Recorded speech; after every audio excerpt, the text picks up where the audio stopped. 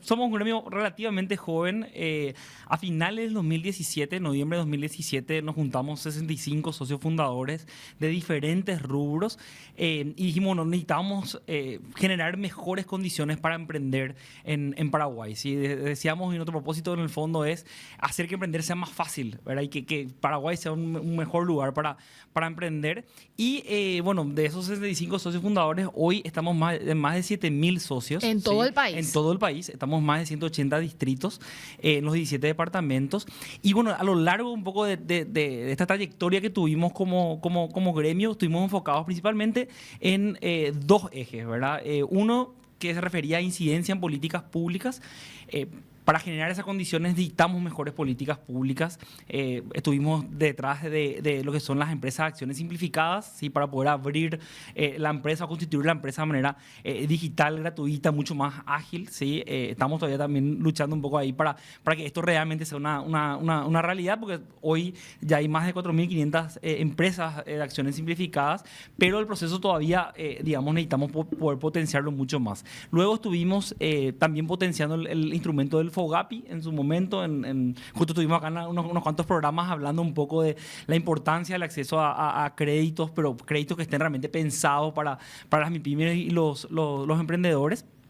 Y también, bueno, ahora estamos trabajando mucho también en torno a poder difundir un poco lo que es, cuáles son los beneficios de la formalización. ¿Sí? Entonces, por un lado tenemos eso y por otro lado tenemos el eje de comunidad que tiene que ver con trabajar y generar valor para nuestros más de 7.000 socios. Y ahí tenemos todo un programa que se refiere principalmente a mentorías. ¿Sí? Damos mentorías a nuestros socios, acompañarles justamente en capacidades de gestión empresarial. Ahí también tenemos encuentros, afters, ¿verdad? Que donde podemos encontrarnos y podemos intercambiar un poco experiencias. Y después tenemos organizadas ya casi más de 100 ferias desde el 2020 hasta ahora, como una estrategia de reactivación económica, con más de $100,000 en ventas dentro de estas ferias y más de 800 feriantes. Ya hecho también no solamente en Asunción, sino también en otras ciudades. Y bueno, y últimamente, ya hace más de 2 años también, tenemos una unidad de proyectos donde estamos trabajando 2 programas puntualmente. Uno es el programa de desarrollo de proveedores de locales de Concepción, ¿verdad? Con apoyo de una industria que se está instalando allá, ¿sí? Y el segundo es una plataforma de monitoreo de compras públicas que se llama Vigía. Muy interesante, sí. Justamente ese sistema. Porque nosotros... Vigía, sí, así como suena. Vigía.com.pi, ¿sí? Y es de acceso libre. Gratuito. Uno puede buscar ahí licitaciones para MIPYMES, ¿sí? Estuvimos también desarrollando un proyecto con la Dirección Nacional de Contrataciones Públicas y una empresa llamada Centro de Desarrollo Sostenible, donde también desarrollamos una etiqueta, un tag, que vos cuando entras al portal de licitaciones o cuando entras a Vigía, te salta como, digamos, licitaciones que tienen que ver o tienen ciertas características que puedan ser más aptas para que vos como MIPYME o como trabajador independiente puedas participar, ¿sí? Entonces, en estos 3 ejes se resumen también nuestros ejes estratégicos, que son principalmente formalización por una parte, financiación por otro y apertura de mercado, ¿sí?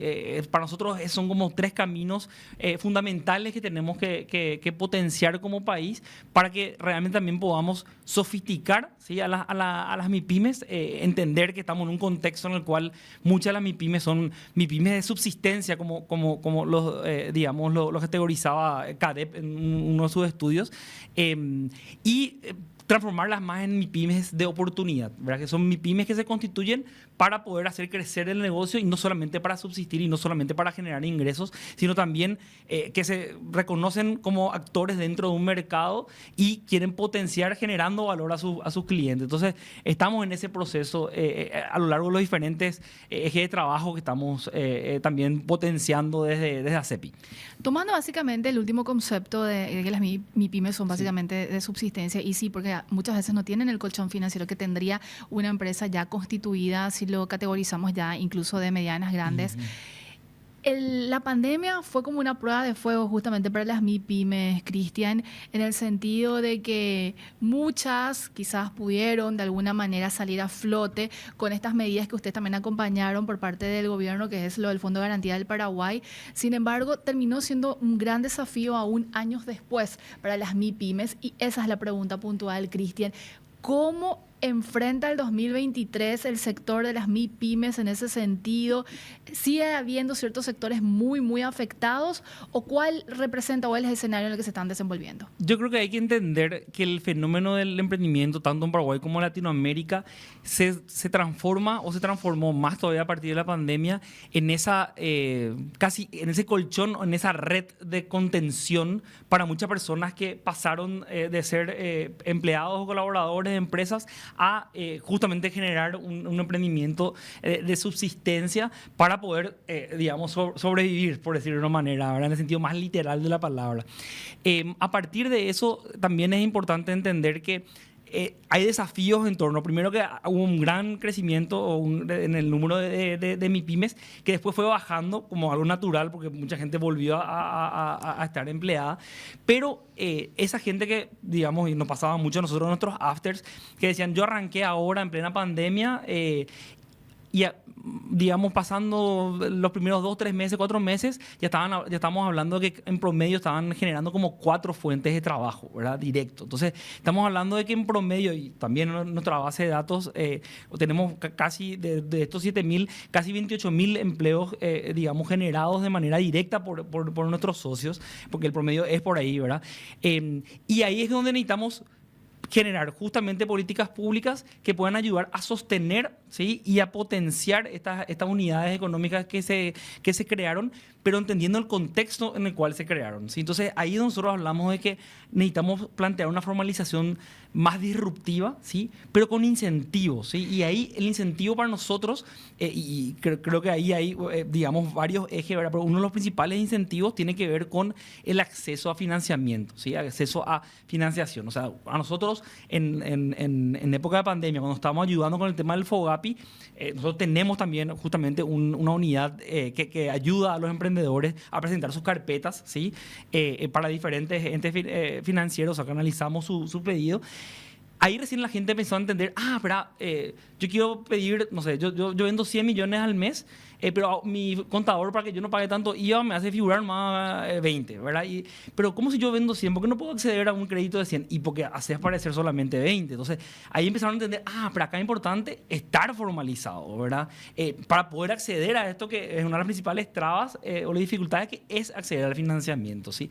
Y ahí es donde también tenemos que trabajar, y algo que venimos hablando ya hace mucho tiempo con el Viceministerio de MIPYMES, y también estamos hablando con entidades financieras, que necesitamos generar condiciones también para que sea un incentivo para las entidades financieras poder mirarle a la MIPYME como un cliente que sea también algo atractivo y de alguna manera rentable, ¿sí? ¿Y hay alternativas en ese sentido? Hay alternativas. ¿Que están analizando? Sí, ¿verdad? Sí, hay alternativas. Algo que siempre hablábamos un poco en época principalmente del FOGAPI, tiene que ver con ciertas, el marco regulatorio en torno a ciertas predisposiciones que tiene el BCP, por ejemplo, en torno a, no sé, las previsiones que tienen que hacer los bancos que otorgan a MIPYMES, cambiar un poco ahí o revisar un poco ese marco legal para que sea realmente también, porque las entidades financieras hoy que tienen el FOGAPI, porque sigue existiendo eso, no les interesa mucho, digamos, poder entregar ese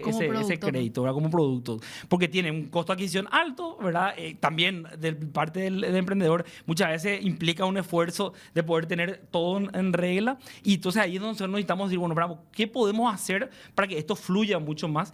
Y entender, y eso es lo que me parece clave, movernos a través de incentivos, ¿sí? Por eso nosotros hablamos mucho de apertura de mercados. Tenemos un ejemplo concreto. En la ciudad de Concepción hicimos un estudio, ¿sí?, del estadio de formalización en las empresas, y a nivel país hay un 35% de las empresas que están formalizadas, en este caso formalización básica, RUC, ¿sí? Hicimos en el 2021 un estudio donde nos dio el resultado en que en Concepción un 75% tenía RUC.